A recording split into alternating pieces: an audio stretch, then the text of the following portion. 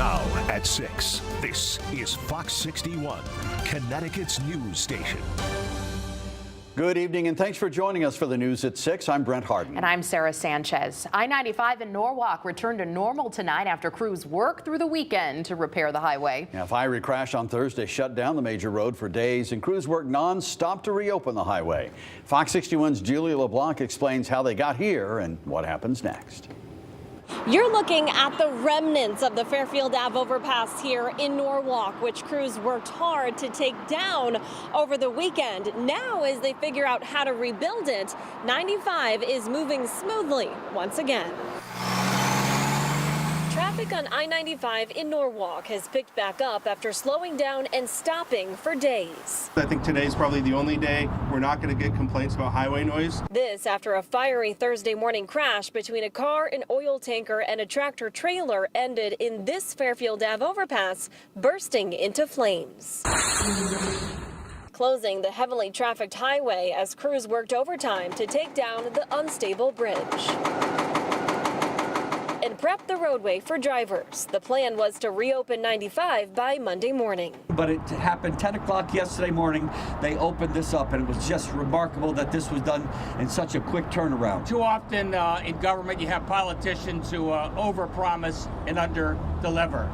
Not the people standing behind me here. Local, state, and federal leaders say it was teamwork that made the dream work. Those guys in the yellow vests have given time, effort, energy over this weekend in this kind of symphony of teamwork to make it possible. That teamwork started early on when Norwalk first responders sprung into action. We do have procedures in place for this type of incident on the highway, and so the first responders really fell back on their training. They knew what resources to call for, and they knew how to approach it effectively and safely. And because they were able to contain the more than 8,000 gallons of fuel that spilled out of the truck, they avoided an environmental catastrophe in the nearby Norwalk River. The success story here is what didn't happen, which is a major contamination of the river and Long Island Sound. I just hope to God this never happens again. And God, if it does happen again, take out one of those 100-year-old bridges, not one of the brand new bridges. Now, in terms of repairing the actual bridge itself, the commissioner for the State Department of Transportation says they hope to have those plans finalized within the next few weeks and have a ribbon cutting on that new bridge within the next year. We are in Norwalk. Julia LeBlanc, Fox 61, Connecticut's news station. Happening right now in Enfield, parents, teachers, and community members are holding a rally ahead of tonight's town council meeting. You're taking a live look at that rally. Those protesters are calling on officials to make changes to the education budget, which currently includes more than 120 teacher layoffs. The group says the cuts jeopardize the future of Enfield students and their education. Tonight's meeting starts in about an hour. We'll have a recap of what happens on the Fox 61 News at 10 and 11. New tonight, Waterbury police are investigating a homicide. It happened this morning on Wood Street. Police say a man with gunshot wounds was taken to a hospital where he died from his injuries. Police say there's no threat to the public, and anyone with any information on what happened should call Waterbury Police. In East Hartford, police are investigating a homicide in Wickham Park. Police say a 31-year-old man was found in the park around 10:30 last night. He was shot and killed. The victim has not been identified, and police aren't offering details on any suspects. If you have information on the shooting, you should give East Hartford Police a call. Tonight, family members of a teen shot and killed in Hartford over the weekend are sharing their story after that tragedy. 2 teens were killed in that shooting. Police continue their investigation right now. Fox 61's Angelo Bavaro is at the apartment complex where it happened with what we know so far. This tragedy unfolding right here on Hendrickson Avenue at the Dillon Place apartment complex. Those students, just 16 and 19 years old, and their families now left mourning stolen potential. This is sickening. We're losing too many young men, and as far as being a man of color, we're losing too many of those. The shooting happened Saturday night. Hartford police responded to the apartment complex around 10:30 after getting multiple 911 calls. When police got to the scene, they found the students unresponsive with gunshot injuries in a stairwell. Both were taken to the hospital where they were pronounced dead. Police identifying the students as 16-year-old Aiden Davis of Bloomfield, who attended University High School of Science and Engineering, and 19-year-old Levante Brown of Hartford, who attended Weaver High School. We spoke with a family member of Levante who did not want to appear on camera. She was very emotional, as you can imagine, remembering his legacy. You know, and we look at it and we hear the age 18, 19 years old and just getting ready to graduate high school. But no matter what your age, you know, to any parent or loved one, that's a huge accomplishment.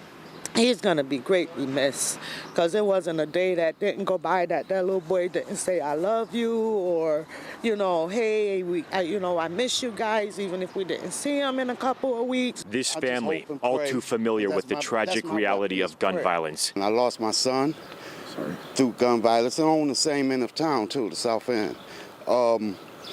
My nephew isn't doing too well. You know, he was shot. It really needs to stop, you know, it really does.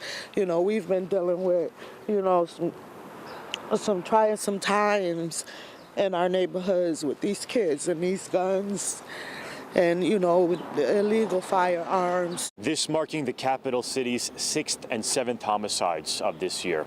Reporting in Hartford, I'm Angelo Bavaro, Fox 61, Connecticut's news station. We're still waiting on updates from Hartford police about a potential suspect or suspects who shot and killed the two teens. Also, no word yet about what led up to that shooting.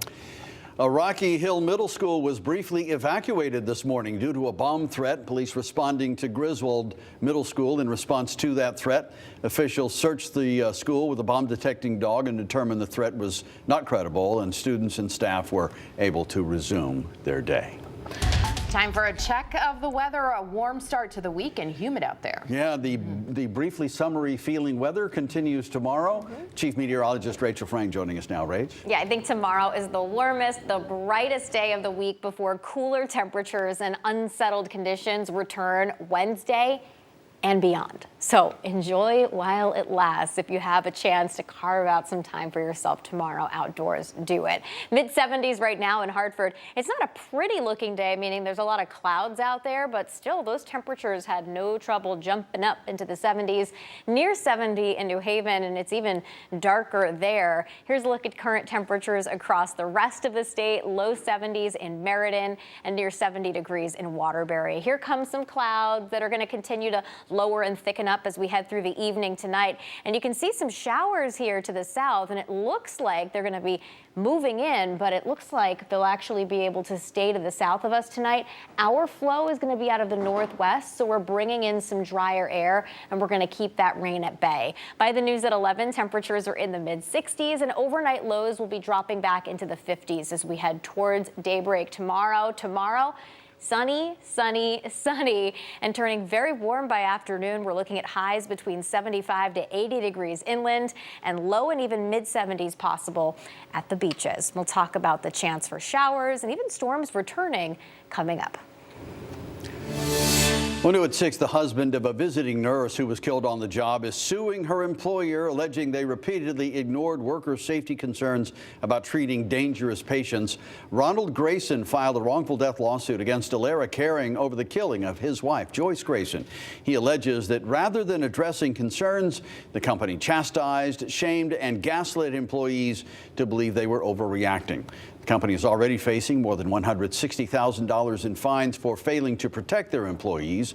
Joyce was found in the Willimantic home of her patient, Michael Reese, back in October. Reese faces charges in connection to her death. Well, partially in response to the death of Joyce Grayson, both federal and state officials are putting the focus on Connecticut elder care. Yeah, Congress and state legislators are proposing bills to reform nursing homes and home health care. Fox 61's Matt Karen is live at the state capitol to break down the initiatives for us. Matt.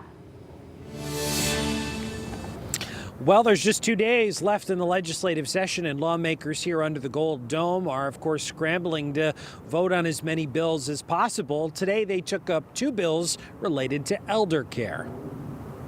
House Bill 5001 and 5046 would make a variety of changes like limit nursing home room capacity, create an online portal where home ratings and reviews can be accessed. And in light of the murder of home health care worker Joyce Grayson in Willimantic in October of 2023, it would mandate that all home care employees wear credentials. Still, state lawmakers say more should be done. We have to look at devices that tracks the employee. I know on lots of different agencies on your phone, there's a GPS and you turn it on so we know where you're going, how long you're there. From the Gold Dome of the state capitol to the D.C. Capitol Rotunda, Senator Richard Blumenthal was in West Hartford Monday touting his newest bill. We're here about a dirty little secret. It would ban nursing homes from making residents sign forced arbitration agreements. It ensures that individuals and their families retain their fundamental right to seek resolution through the courts. The contracts are a common practice that essentially limits a resident's legal right to take their case to court before a dispute even occurs. Giving them explicit notice before they sign anything, because a lot of seniors go into homes and they'll sign anything. The measure is in stark contrast to the civil immunity Governor Lamont ordered for over a year during COVID, which shielded nursing homes from accountability. Since COVID, a handful of for-profit nursing homes in Connecticut have closed. A few others were shut down by the state for safety concerns. The long-term care industry is one in crisis as companies grapple with staffing shortages, low census numbers as more people look to age at home, and Medicare and Medicaid reimbursement rates struggle to keep up with cost. I think that the levels of reimbursement for both Medicare and Medicaid need to be re-examined. And here's an interesting fact that you may not know. According to the U.S. Census Bureau, Connecticut actually has the 7th oldest population of any state in the country. So issues of elder care certainly do affect a lot of people. And according to both state legislators and Senator Blumenthal, they both say that they are confident their bills will pass with bipartisan support. We're live at the Capitol Complex in Hartford. Matt Caron, Fox 61, Connecticut's news station.